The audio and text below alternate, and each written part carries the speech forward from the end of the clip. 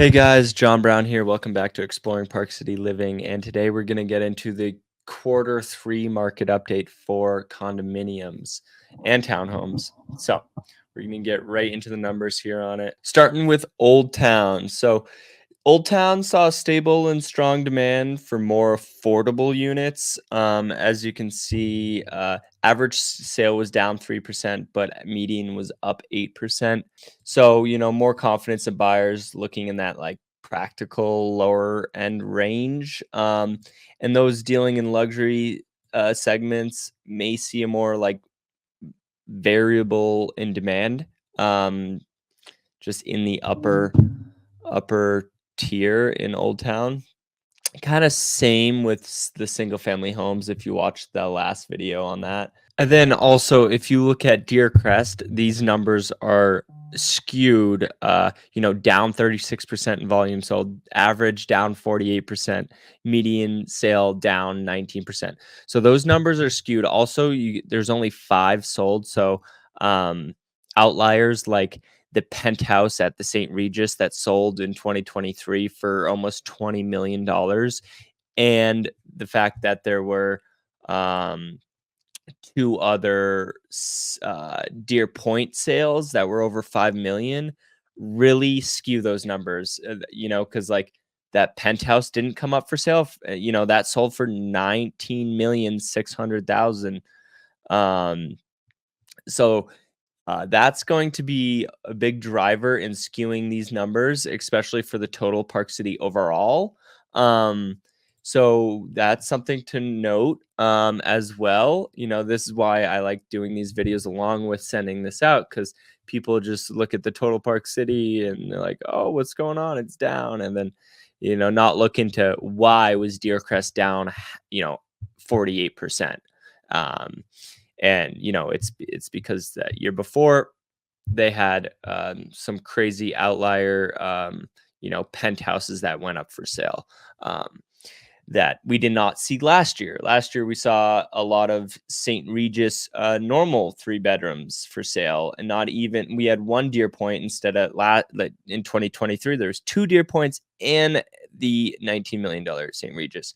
So that's going to skew the numbers here. But going on to Upper Deer Valley, you can see, 0% change in quantity sold, volume up 5%, average up 5%, but then median sale is down 28%.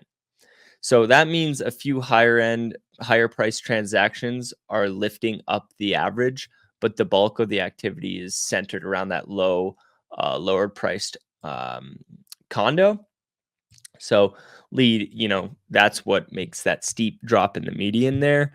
And then Park City overall looks like a softening in the market with a shift towards more affordable condos.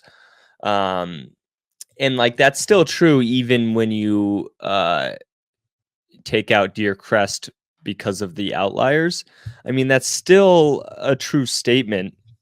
It's not down 9% or 3%, but I would say it's more even, kind of giving those outliers, kind of factoring that in really. So that's good to note there. Canyons Village looks like a softening in the market there as well. And that's 122 sold. So that's a little bit more accurate of a number there. Sun Peak and Bear Hollow. This is again down 17%. And then median is up 32. So there's a split in this market because of the enclave that's in the Sun Peak townhomes that go for over 4 million, and only 2 sold last year. So makes sense. It shows the split in the market where also only 3 2-bedroom units sold in Bear Hollow. So there's usually more of those as well. So that's what brings the median up, right? Because there's usually more 2-bedroom units sold in Bear Hollow that go for less money. And then what brings the median or the average down is those enclave townhomes, only 1 sold. So that's where that split in the market, not that many high end and not that many low end really moved. So that's why you see average down but median up. So also with what else to note here? So yeah, I guess just Snyderville Basin overall, despite reduced activity, the rise in both averages and medians, average up 4%, median up 13, um, really says that like buyers are focusing on that mid tier quality unit. Um, in Snyderville Basin. So moving on to the Jordanelle. The Jordanelle shows a lot more volume um, as Deer Valley East is coming to fruition right now. So there's a lot of these new condo sales. So I'm just going to go to the overall. So the total Jordanelle shows 4% up on average and 6% up on median. That seems like a healthy market. There are a few, outliers like Deer Mountain, South Jordanelle that look like volume and quantity sold were down, but overall, pretty healthy market there. So then for Heber Valley, Midway looks like a great deal right now. You're down average 7%, median 0. So really driving, softening that market to the lower end. You could probably see price cuts going on, there and stuff like that.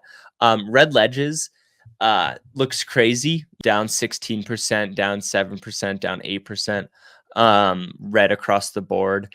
That is because all that sold there last year was one product, and it was a more affordable product, Parkview Villas, where the prior year they sold village center cabins, and those were a lot nicer, over 2 million. So just a different product got released in Red Ledges. So that is not so there's a caveat with red across the board there. That is not reflective of what's actually going on there.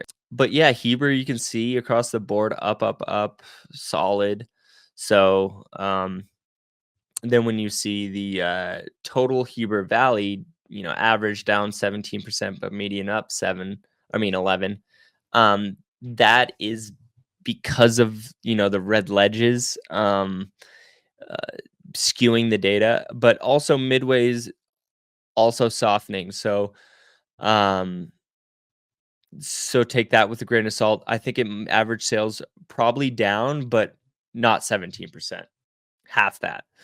But yeah, so and then I won't really get into vacant land. So yeah, overall, the market's definitely softening, which is nice. There's definitely some pockets that are staying up, but that's when you dig into these numbers, like I was saying, there's caveats on why, big losers or big winners are happening. It's just because of different products getting released, probably new condos. So I hope this was valuable. And if you are looking for anything in Park City, buying or selling, let me know.